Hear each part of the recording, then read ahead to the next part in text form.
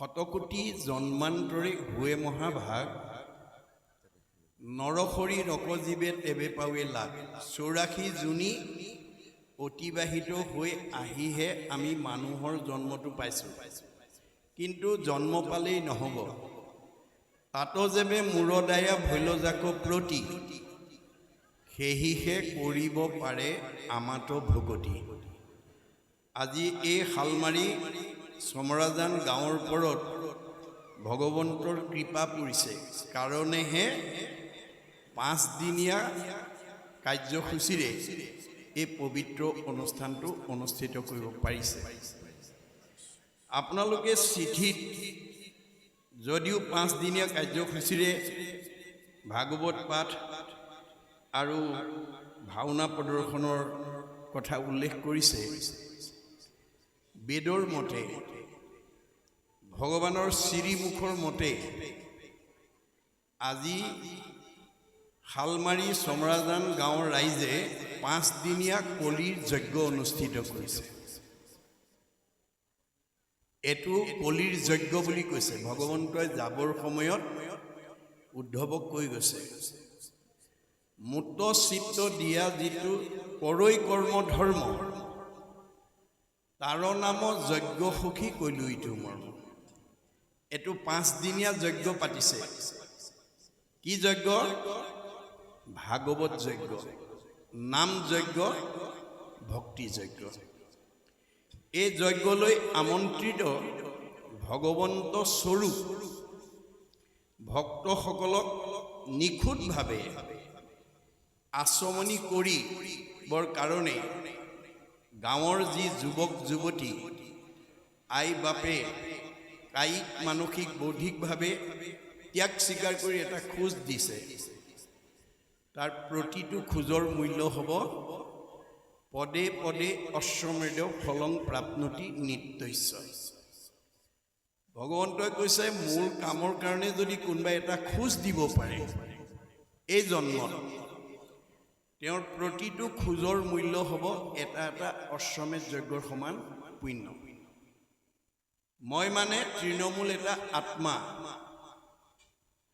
মই মানে পৰিয়াল মই মানে সমাজ মই মানে অনুষ্ঠান মই মানে প্ৰতিষ্ঠান মই মানে দল মই মানে সংগঠন মই মানে জড়জগত মই মানে জীৱ জগত মই মানে নিখিল জগত অহমেবাস্য মে অগ্ৰে ন অন্যৎসৎ পৰম প্ৰচ্ছাত অহম যু এইতৈছ যু অৱশিষ্যতে শ্ৰীচয় অহম আদিত মই মধ্যত মই শেষত ময়েই থাকি তুমি দেখা জগতখন মিছা জগত মিথ্যা ব্ৰহ্ম সত্য ব্ৰহ্মহে সঁচা ব্ৰহ্ম কি জীৱ ব্ৰহ্ম এব কেৱলম জীৱই ব্ৰহ্ম আপোনালোকে মানুহৰ জন্ম পায়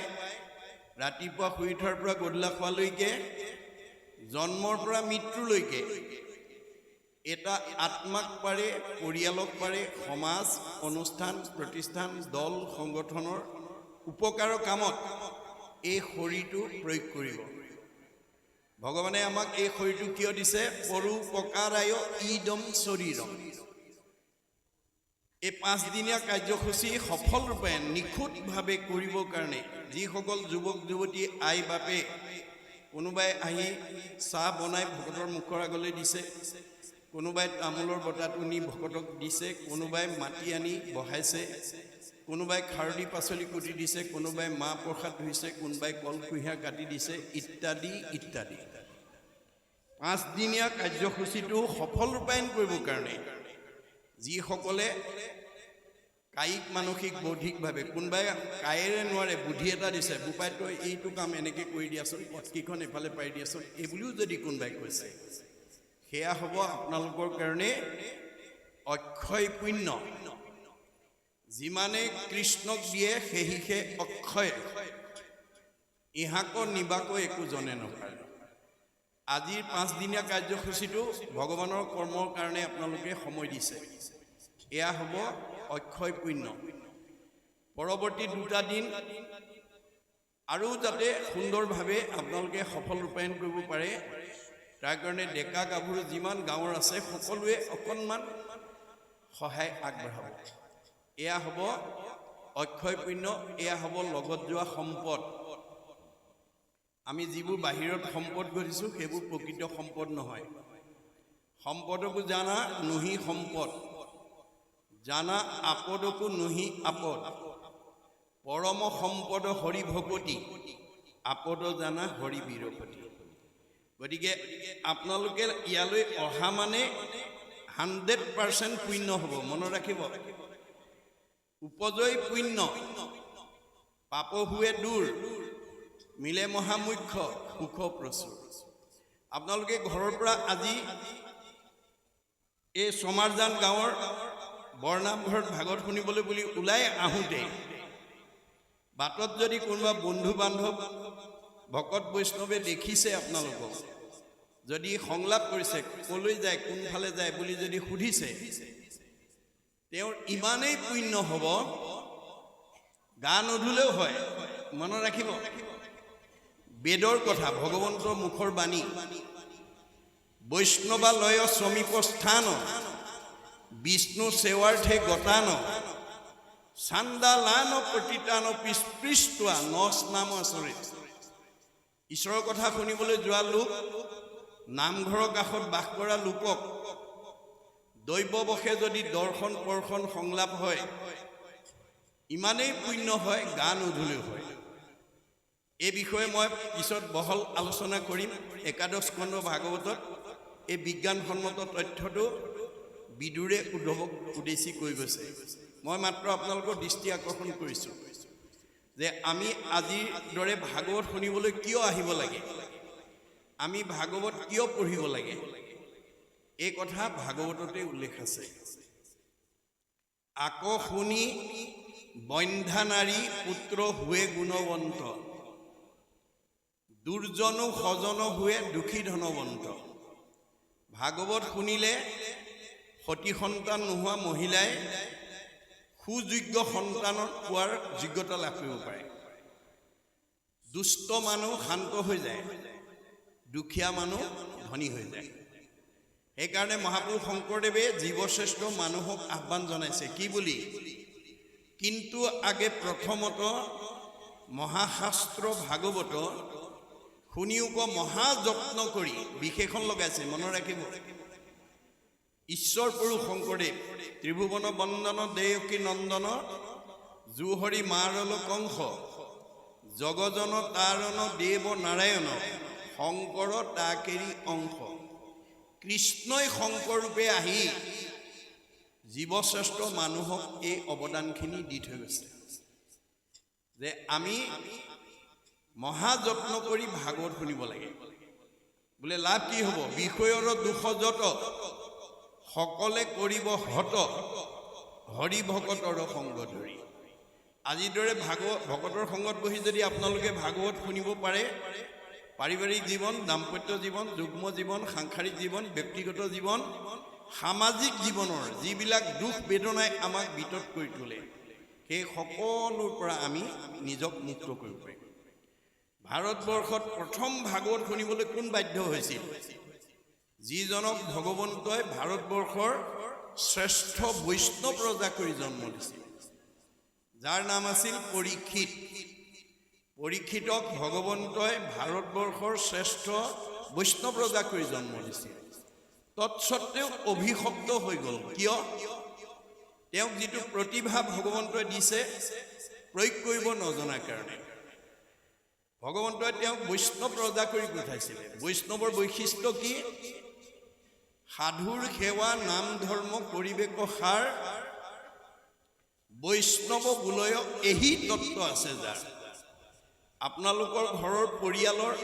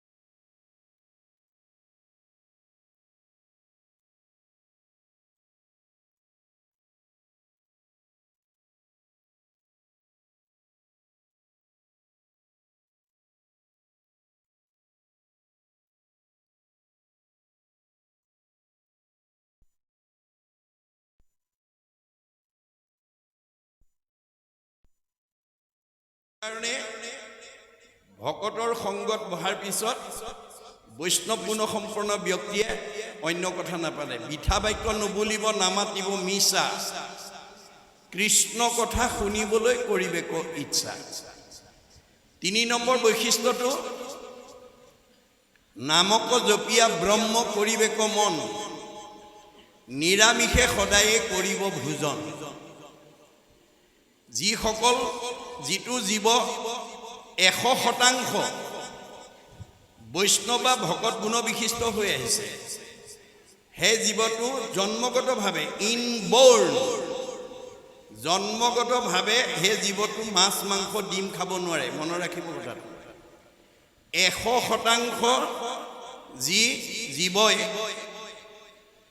সংস্কাৰ হৈ আহিছে আপোনালোকৰ শালমাৰী সমাৰজান গাঁৱৰ কোনোবা গৃহস্থী ঘৰত যদি জন্মগতভাৱে মাছ মাংস ডিম নোখোৱা জীৱ এটা পুত্ৰ বা কন্যা ৰূপে আহিছে সেই পৰিয়াল ভাগ্যৱান হেতু জীৱই নিজেতো উদ্ধাৰ হ'বই গোটেই জীৱকেইটাক উদ্ধাৰ কৰিব মনত ৰাখিব কথা কিয় ভগৱন্তই কৈছে যত দেখা ভূত প্ৰাণী সবাহাকে বিষ্ণু মানি হিংসা এৰি কৰা উপকাৰ মই সবতে আছো দে কুকুৰ চিগাৰিল গদৰ ভৰু আত্মাৰাম জানিয়া সবাকো কৰি কৰিবা প্ৰণাম দেহটোহে কুকুৰ মেকুৰী গাহৰি আত্মাটো নহয় এই কথা জানি পাৰিলে কাৰোবাক উপকাৰ কৰিব কাকো হিংসা নকৰিব দেহটো মই কেৱল চিনি পাবৰ কাৰণে সৃষ্টি কৰিছোঁ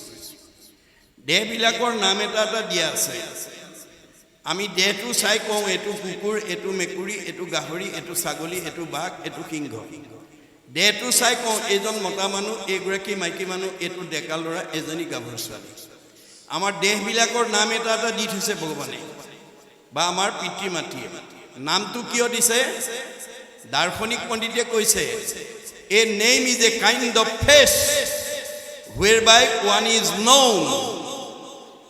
আমাৰ নামটো কিয় দিছে কেৱল চিনি পাবৰ কাৰণে নামটো আত্মা নহয় না দেহটো আত্মা নহয় আমি নামটো চাই কওঁ এওঁ যাদৱ এওঁ মাধৱ এওঁ কল্পনা এওঁ মাধৱী নামটো কেৱল চিনি পাবৰ কাৰণে দিছে নামটো আত্মা নহয় আজি বহুতে নাজানি নামটোকে আত্মা বুলি ভাবে দেহটোকে আত্মা বুলি ভাবে আৰু দেহৰ সুখৰ কাৰণে ৰাতিপুৱা শুই উঠাৰ পৰা গধূলা হোৱালৈকে কৰ্মবিলাক কৰি থাকে কিন্তু আমাৰ গুৰুজনে কৈছে যিটো শৰীৰৰ অৰ্থে কৰা কৰ্ম না প্ৰাণ গলে হইব তাহাকো নাজানা যে তুমি যিটো শৰীৰৰ কাৰণে ৰাতিপুৱা শুই উঠাৰ পৰা গধূলি হোৱালৈকে কাম কৰি আছা মই ওলাই যোৱাৰ পিছত হেতু এটা হলৈ ৰূপান্তৰ হ'ব তাক নাজানা আৰু যিবোৰ বংশ পৰিয়াল ইষ্টমিত্ৰ কুটুম্বৰ কাৰণে তুমি ৰাতিপুৱা শুই উঠাৰ পৰা গধূলা হোৱালৈকে কৰ্মব্যস্ততাত আছা মই ওলাই যোৱাৰ পিছত তোমাক চালে গা ধুব লাগে বুলি তেওঁলোকে তোমাক চাবলৈও নাহিব সেই কথা নাজানা ইষ্টমিত্ৰ কুটুম্ব দেখা যতজন অসুচি বুলিয়া নকৰিব দৰ্শন আমাৰ দেহৰ পৰা আত্মা ওলাই যোৱাৰ পিছত আমাক চালে গা ধুব লাগিব বুলি ওচৰ চুবুৰীয়া ইষ্টমিত্ৰ কুটুম্ব চাবলৈও নাহিব কেনেবাকৈ যদি পুৰমহীয়া ৰাতি 12 বজাত ঠাণ্ডা দিনত কাৰোবাৰ দেহৰ পৰা যদি আত্মা ওলাই যায় ওচৰ চুবুৰীয়া মানুহে চালে গা ধুব লাগিব বুলি লেপৰ তলৰ পৰা ওলাই নাহিব ৰাতিপুৱা চাম বুলি ৰৈ থাকিব গতিকে হেতু দেহকে যাতে আমি আত্মা বুলি ভাবিব লগা নহয় এই দেহৰ সুখৰ কাৰণে আমি যাতে আনক হিংসা কৰিব লগা নহয় কিয়নো ভগৱান সবতে আছে এই কথা নাজানি আজি আমাৰ বহুত পৰিয়ালত শাহু বোৱাৰীৰ মাজতে কাৰোবাৰ কাজিয়া লাগে মনোমালিন্য হয় কাৰোবাৰ ককাই ভাইৰ মাজত মনোমালিন্য হয় কাৰোবাৰ স্বামী স্ত্ৰীৰ মাজত মনোমালিন্য ঘটি থাকে কিয় তেওঁলোকে দেহ ধৰ্ম লৈ আছে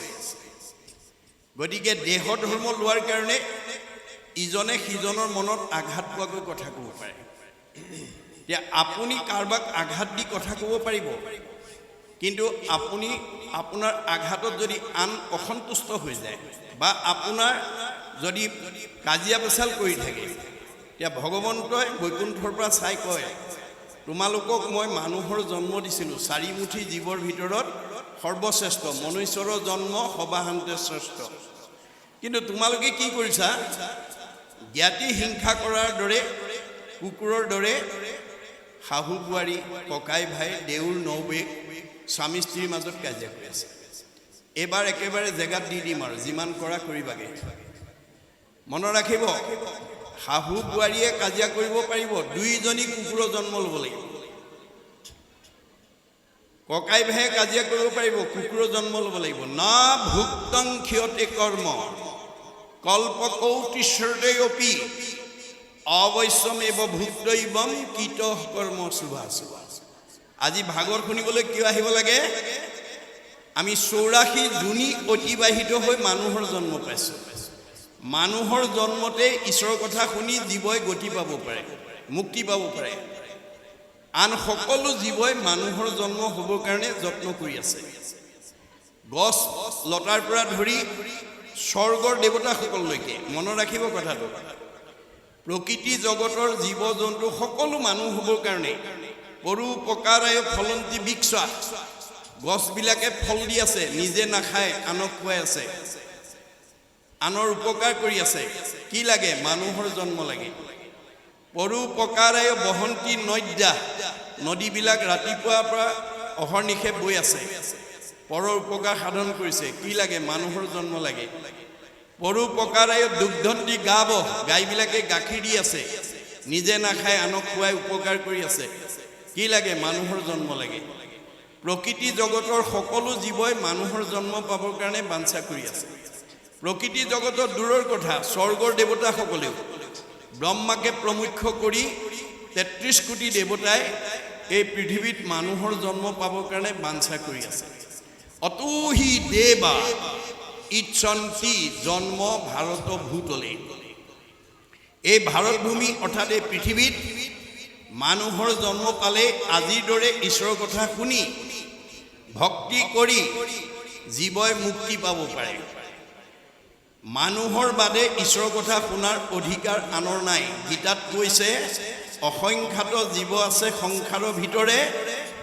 মনুষ্যকে ভজে আনে ভজিতে নাপাৰে ঈশ্বৰৰ কথা শুনিব পৰা শক্তি মানুহৰ বাদে আন জীৱৰ নাই গতিকে মহাপুৰুষ দুজনাই এই ভাৰতবৰ্ষত মানুহৰ জন্ম পোৱাবিলাকক 4 ধন্যৰ পাত্ৰ বুলি ঘোষণা কৰি থৈ গৈছে ধন্য ধন্য কলিকাল ধন্য নৰ তনুভাল ধন্য ধন্য ভাৰত বৰিষে ধন্য ধন্য ৰাম নাম আমি 3টা ধন্য অতিক্ৰম কৰি আহিলোঁ ভাৰতবৰ্ষত কলি যুগত নৰদেহা পালোঁ আমাক কোনেও বাধা দি ৰাখিব নোৱাৰিলে এতিয়া মাত্ৰ এই 4 নম্বৰ ধন্যটো আমি কৰিব লাগে ৰাম নাম ল'ব লাগে দে আমাৰ বহুতৰে প্ৰশ্ন কৰিছে যে ভাৰতবৰ্ষত জন্মগ্ৰহণ কৰা মানুহবিলাক যদি 4 ধন্যৰ পাত্ৰ হয় পৃথিৱীৰ প্ৰগতিশীল দেশ যিবিলাক আছে ৰাছিয়া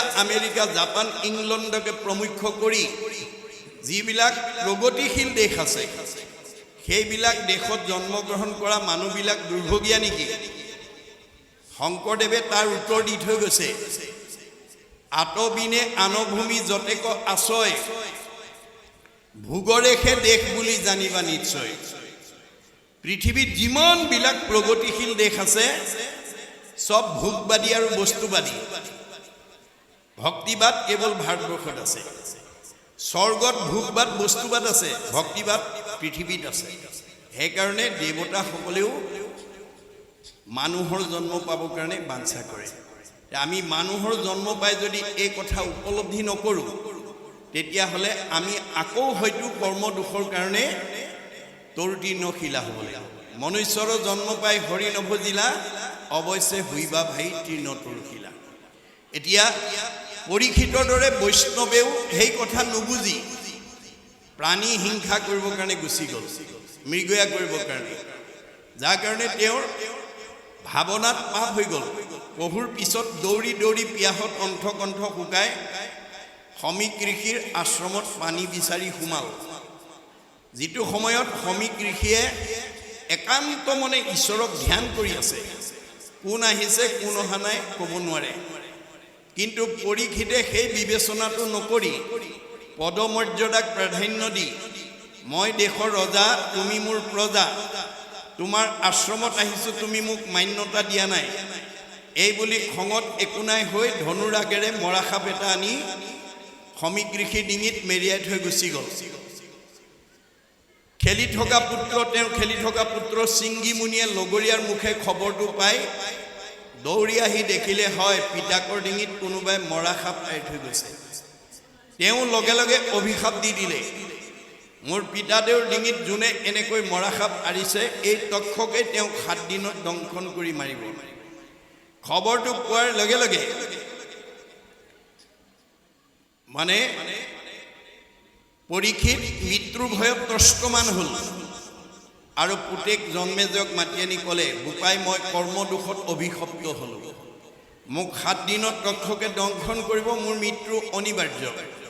এই সপ্তদ্বীপা পৃথিৱী পৰিচালনাৰ দায়িত্ব মই তোমাৰ ওপৰত অৰ্পণ কৰিলোঁ আৰু মই কিবা প্ৰকাৰে তক্ষকৰ হাতৰ পৰা নিজক বচাব পাৰোঁ নেকি উপায় বিচাৰি যাওঁ।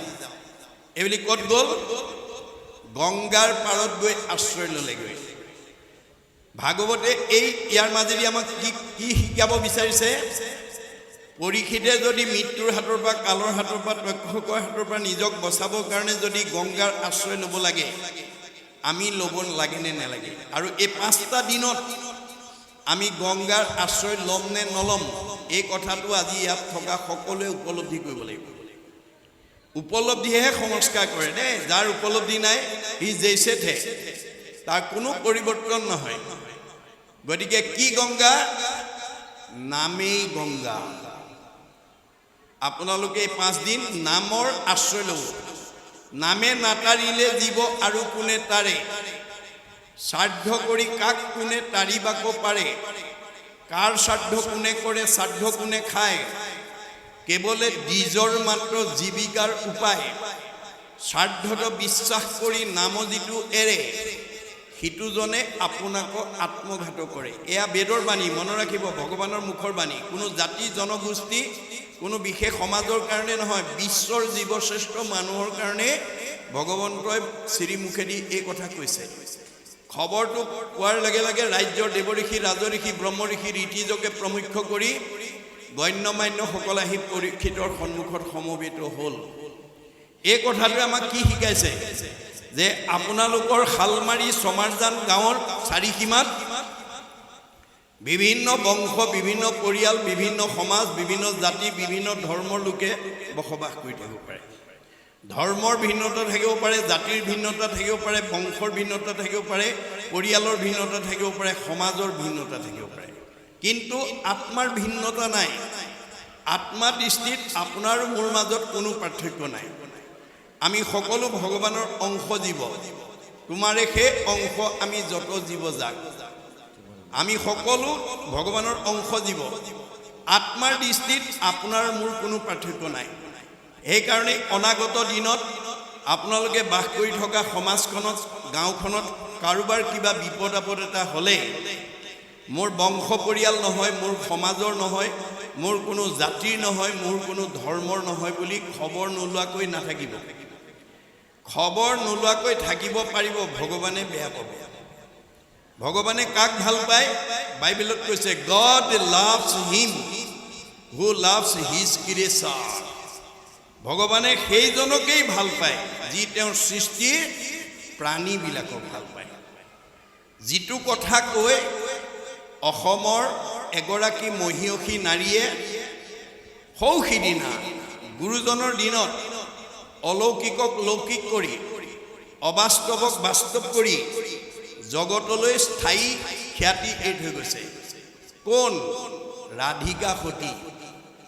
ৰাধিকা সতীয়ে গুৰুজনৰ ওচৰত সেই তেম্বুৱনী জান বান্ধিব নোৱাৰি গুৰুজনে যেতিয়া সতী নাৰীৰ কথা ক'লে, ৰাইজে সকলোৱে সমবেত হৈ ছমাৰ মানে তেম্বুৱনী জানৰ যি প্ৰবল বানপানীৰ দুখ বেদনাৰ পৰা নিজক বচাবৰ কাৰণে সমূহীয়াভাৱে সেই তেম্বুৱনী জান বন্ধ কৰাৰ প্ৰয়াস কৰি বিফল হৈ অৱশেষত গুৰুজনৰ ওচৰত যেতিয়া আশ্ৰয় লৈছিল, গুৰুজনে তেতিয়া কৈছিল, তোমালোকে যদি এগৰাকী মহিয়সী নাৰী এগৰাকী সতী নাৰীৰ জৰিয়তে তাত যদি পানী আৰু মাটি দিব পাৰা অতি সহজতে বন্ধ হ'ব। তেতিয়া সকলোৱে বিচাৰি হাহাকাৰ কৰিলে। অৱশেষত ৰাধিকা সতীয়ে মই পাৰিম বুলি বক্তব্য ৰাখিলে, যাৰ কাৰণে গুৰুজনাই তেওঁক আনিবৰ কাৰণে অনুমতি দিলে। আৰু গুৰুজনৰ ওচৰত গৈ ৰাধিকা সতীয়ে সতীত্ব গুণৰ পৰিচয় দিবলৈ গৈ প্ৰথম সতীত্ব গুণৰ প্ৰথম প্ৰতিভাটোৰ সম্পৰ্কে কি বুলি কৈছিল? গুৰুদেৱ, মোৰ সতীত্ব গুণৰ প্ৰথম বৈশিষ্ট্যটো হৈছে জয়ন্তী বদতি প্ৰভু শুনিও গোসাই সমভাৱে ভূত দয়া কৰো সদাই। ভগৱানৰ সৃষ্টি সকলো পঞ্চভৌতিক প্ৰাণীতে ভগৱান আছে বুলি জানি মই সকলোকে দয়া মৰম চেনেহ কৰোঁ, ৰক্ষণাবেক্ষণ দিওঁ। বৰ সুন্দৰ হৈছে। আৰু কি কৰা? স্বামী তপস্বামী জপস্বামী কৰোঁ ধ্যান, স্বামীৰ কুশল বিনে নিশ্চিন্ত হওঁ আন। ভাল উপদেশ দিয়া চলাওঁ স্বামীক, মাস মধ্যে একবাৰ কৰোঁ ৰতিক। স্বামী বিনে পৰ পুৰুষক দাসীটো, কাম ভাৱে নাচাওঁ আৰু কথা নাপাতো। পালেও আনন্দ নাপালেও নাহি দুখ, দৈৱবশে জীৱা মিলে তাহাঁতে সন্তোষ। নেদুকাকো লজ্জা নকৰোঁ পৰাং মুখ, পৰ দুখে দুখী পৰ সুখে পাওঁ সুখ। স্বামীকনো সুধি কতো নকৰোঁ গমন, স্বামীক নিদিয়া অগ্ৰে নকৰোঁ ভোজন। প্ৰাতসে উঠিয়া কৰোঁ গৃহকৰ্ম গণ, বাহিৰে ভিতৰে কৰোঁ গোময় সিঞ্চন। যদি স্বামী মন্দ কৰ্ম কৰে আচৰণ, মিষ্ট বাক্য কৰি তাক কৰোঁ নিবাৰণ। মোৰ দৃষ্টিত, মোৰ চকুৰ আগত স্বামীয়ে যদি কিবা ভুল কাম কৰা দেখোঁ, মই ভাল উপদেশৰ দ্বাৰা তেওঁক ভাল পথলৈ ঘূৰাই অনাৰ কাৰণে মই ব্যৱস্থা লওঁ। গুৰুজনে কৈছে, কিয় তুমি এই ব্যৱস্থা লোৱা? বোলে বিবাহ সম্বন্ধে পুৰুষৰ অৰ্ধাংগিনী, স্বামী বুলি ধৰ্ম কৰ্ম পাই অৰ্ধখিনি। মই বিবাহ পাশত আবদ্ধ হোৱাৰ দিনাখনেই স্বামীৰ অৰ্ধাংগিনী হিচাপে মই পৰিগণিত হ'লোঁ। স্বামীৰ পাপ পুণ্যৰ আধা মই ভোগ কৰিব লাগিব। গতিকে তেওঁ যাতে পাপ কৰ্ম কৰি মই অংশীদাৰ হ'ব লগা নহয়, তাৰ কাৰণে মই তেওঁক সদায় ভাল উপদেশৰ দ্বাৰা পৰিচালিত কৰোঁ। কেনেকুৱা বেয়া কামত গ'লে তুমি অগ্ৰাধিকাৰ দিয়া? বোলে যদি কলি থকা ঠাইলৈ যায়। কলি ক'ত থাকেনো? পৰীক্ষিত ৰজাই কলিক নিগ্ৰহ কৰোঁতে প্ৰধানকৈ 4টা ঠাই দিছিলে। নিৰ্পতি বুলন্ত কলি তোক দিলোঁ স্থান, জৈত খেলে জুৱা পাশা কৰে মদ্যপান। স্ত্ৰী পঞ্চ সোণা গৃহস্থৰ থাকে জৈত, এহি 4 স্থান দিলোঁ বংশ গয়াতৈত। কলিক প্ৰধানকৈ 4টা ঠাই দিয়া আছিল: মদ ভাং খোৱা, জুৱা পাশা খেলা, পৰস্ত্ৰী আসক্ত, হিংসা ধৰ্ম। মদ খোৱাত তুমি কিয় বাধা দিয়া? মাদ্যতি যত তত মদ্যম, মদ খালে নিচা লাগে। বুদ্ধি লুম্পতি যত দ্ৰব্যম মদকাৰী তদচ্ছতে, নিচাযুক্ত বস্তু খালে সৎ বুদ্ধি বিনাশ হৈ অসৎ বুদ্ধি ফালে গতি কৰে। মোৰ স্বামীয়ে যাতে নিচাযুক্ত বস্তু খায়, সৎ বুদ্ধিৰ পৰা যাতে অসৎ পথলৈ গৈ মই কৰা কৰ্মৰ পাপৰ অংশীদাৰ যাতে মই হ'ব লগা নহয়, তাৰ কাৰণে তেওঁক মই ভাল উপদেশৰ দ্বাৰা পৰিচালিত কৰোঁ। বৰ সুন্দৰ হৈছে। যোৱা পানী আনা, 3টা কাঠি, এপল পানী আৰু এপল মাটি টেম্বনি জানত দিবৰ কাৰণে গুৰুজনে নিৰ্দেশনা দিলে। জয়ন্তী সতীয়ে পললৈ গৈ যোগ বলে ব্ৰহ্মপুত্ৰৰ পৰা এপল পানী উঠাই আনোতে 4 আঙুল পানী কমি আহিলে। তেতিয়া গুৰুজনে মাতি আনি কৈছিল, ৰাধিকা তুমি বহুত ভাল কামৰ কথা ক'লা, কিন্তু তুমি জীৱনত বেয়া কামো কৰিছা, মোৰ আগত প্ৰকাশ কৰা। তেতিয়া ৰাধিকাই বেয়া কামৰ বিষয়ে কি বুলি কৈছিল? নমস্কাৰ কৰি বোলে শুনিও বাপ, কৰি আছো মই একো গুৰুতৰ পাপ। মই জীৱনত এটা বৰ ডাঙৰ পাপ কৰি থোৱা আছে। বোলে কি? আমাৰ স্বামী এন্তে গৃহে নাহি কয়, বহিনী জমাই আহি গৃহে মিলি লয়। স্বামী নথকা এটা দিনত ভনী জোৱাই আহি আমাৰ ঘৰলৈ আহিলে। তাৰ পৰা আমি আৰ্থিক দুৰৱস্থা, আমি নিতেও ভাত ৰান্ধি পাত কাটি ভাত খাওঁ। ভাত ৰান্ধি আছো পাত কাটি দেউতা নাই, তাক কাটি বাক কাচি দিলো হো পেলাই। ভনী জোৱাইকে পাত কেখিলামান কাটি আনা বুলি ভিতৰৰ পৰা ওলাই আহি লৰালৰিকে কাঁচিখন দলিয়াই দিওঁতে বতাহত মোৰ উৰণিখন খহি গ'ল। কাচি দেউতে মোৰ মুখ জমাই দেখিল, এহি গুটি পাপ বাপ আমাৰ সিজিল। ভনী জোৱাই মোৰ মুখখন দেখিলে আৰু ময়ো ভনী জোৱাইৰ মুখখন দেখিলোঁ। গুৰুজনাৰ দিনত জেঠাহুৱেকে ভনী জোৱাইৰ মুখলৈ চাই, ভনী জোৱাইকো জেঠাহুকৰ মুখলৈ চাই কথা কোৱাৰ নিয়মটো কঠোৰ আছিল। আজিকালি শিথিল হৈছে, কিন্তু উৰণি প্ৰথা আজিও আমাৰ সমাজত বিদ্যমান হৈ আছে। বিবাহ পাশত আবদ্ধ হ'লে উৰণি ল'ব লাগে। উৰণিটো হৈছে ভক্তিৰ প্ৰতীক আৰু জ্যেষ্ঠজনক সন্মানৰ প্ৰতীক। এতিয়া গুৰুজনে ক'লে, ঠিক আছে, তোমাৰ সেই দুখটো মই খণ্ডন কৰিছোঁ, তুমি পুনৰ পানী আনা। দ্বিতীয়বাৰ তেওঁ পানী আনিলে 4 আঙুল বেছিকৈ ওপৰলৈ আহিল। 3টা গাঁঠি এপল পানী আৰু এপল মাটি ব্ৰহ্মপুত্ৰৰ পৰা আনি যোগ বলে টেম্বুৱনী জানত পেলাই দিয়াৰ লগে লগে বোৱতী নদী বন্ধ হৈ গ'ল। সেই অঞ্চলৰ মানুহ বানপানীৰ কবলৰ পৰা মুক্ত হ'ল আৰু সেই জানটো আজিও শান্তিজান হিচাপে পৰিচিত হৈ ৰ'ল।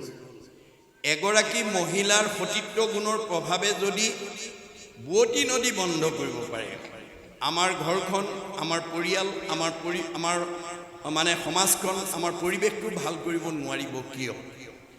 এই বিষয়ে আমাৰ নাৰীসকলৰ গাত থাকিবলগীয়া 7টা গুণৰ কথা গীতাত কৃষ্ণই কৈ গৈছে। মই পৰৱৰ্তী সময়ত এইখিনি বহল ব্যাখ্যা কৰিম, মই মাত্ৰ আপোনালোকৰ দৃষ্টি আকৰ্ষণ কৰি আছোঁ।